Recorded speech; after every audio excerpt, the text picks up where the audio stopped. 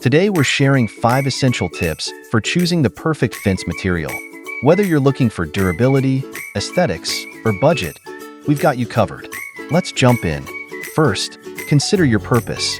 Are you looking for privacy, security, or simply to define your property? For privacy, a solid wood or vinyl fence works great, while chain link is ideal for security without obstructing views. Tip 2.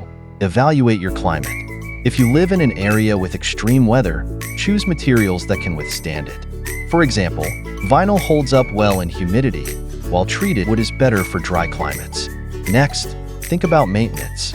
Some materials, like wood, require regular staining or sealing, while vinyl and aluminum are much lower maintenance.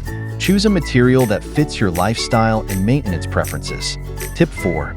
Consider your budget. Different materials come with different price tags. While wood may be cheaper up front, factor in long-term maintenance costs.